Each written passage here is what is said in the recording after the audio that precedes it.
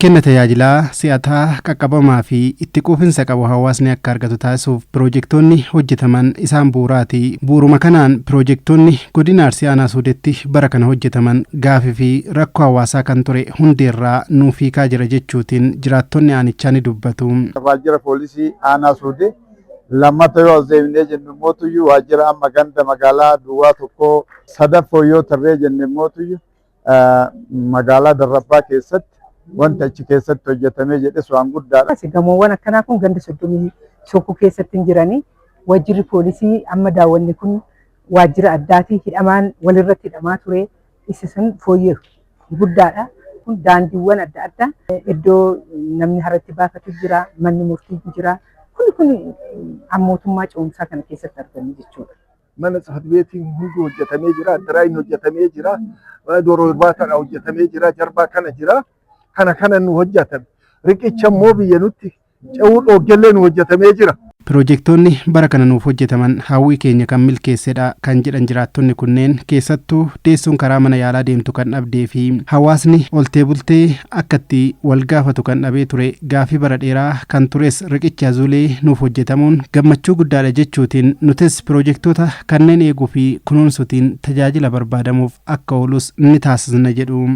Riqichi iddoo sanitti ijaaramee jedhes ka tajaajila akkam waan daariif daarii hin qabne uummata keenyaaf ka kennu afara dhaabannee humni tokko yoo mootummaan danda'e humna sadaffaallee ta'u lammaffaallee ta'u humna qabnu bira dhaabannee hin hojjannaa hin fudhannaa. Daandiin qabdu ture, manneen tajaajilaa qabdu ture, waan qabatame jiru ijaan agarsiisanii jiru jechuudha. Maallaqaanis humnaanis yaadanis gargaaraa ture. Ammas immoo hin kunuunsina. Naannoon keenya kun dadhabaa tureeju, rakkataa tureeju, rakkina samii baanee paartiin badhaadhinaa kun gadi bu'ee akka waan nuubichaa hojjetee natti fakkaata akka naannoo keenyatti. Bishaanis lolaadhanis ta'ee dhimma nagaatiinis ta'ee Piroojeektii kan akka namsee keenyatti eeggachuu qabna.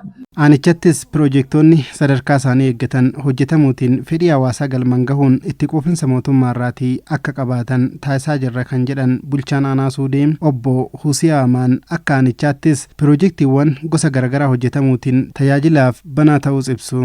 Akka Aanaa Suudeetti bara kana karoorri piroojeektii qabannee hojjetaa turre piroojeektii 52 keessa 40 eebbifnee xumurree uummataaf banaa goonee jirra. Kan mootummaa kan idilees dabalatee hirmaannaa uummatas dabalatee magaalota dabalatee dhaabbilee garaagaraa deeggartoota misoomaa dabalatee walakkaa biliyoonaatiin hojjetamu jedha. Miliyoona 500 oliin bara kana hojjetamee uummataaf banaa ta'ee jira jechuudha. Piroojeektiiwwan 40 xumuramuutiin tajaajila eegalanis namoota 113 oliif tajaajila akka kennuu danda'us ibsuutiin rakkoo hawaasaas haalaan hiikuuf xiyyeeffannoon hojjechuutiin fayyadamummaa uummata keenyas kan mirkaneessaa jirrudha jedhu. Namni ganna walitti hin ce'u ture. Amma namni akka barbaadetti halkanis guyyaas irra deemee walitti bahuu danda'ee jira. Kaleessa bishaanii nyaatamaa ture. Bishaanii nyaatamuun irraa hafee jira jechuudha. Kan bira kenna tajaajilaa gadi bu'amee hawaasa uummanni kennu haala mijoo kenna tajaajilaatti kursinee uumeera. Iddoo kenna tajaajila haqni itti kennamu uummanni kenna itti haqa argatu bifa kanaan bareechinee irra waan ta'eef kanaanis mataan isaa gammachuu qaba.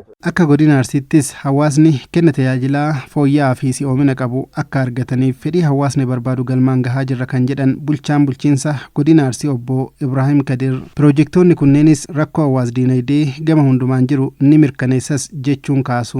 Xiyyeeffannaa addaatti kennee piroojeektii 800 ol bara baajataa kana hojjechuun danda'amee jira jechuudha. Piroojeektii kana keessatti piroojeektiin bishaanii jira, daandiin jira, manneen barnootaa jiranii,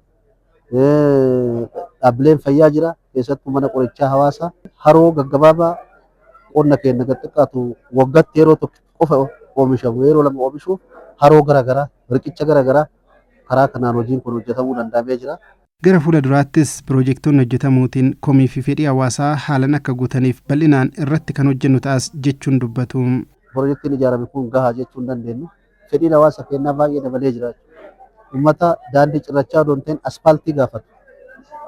Uummata bishaan qulqulluu mooraa isaa keessatti gaafatu. Uummata mana barnootaa keessatti gaafatu. Uummata akkasii waan ta'eef bara baajataa itti aanutti illee karoora keenya cimsinee hojii kana hojjennaa jechuudha.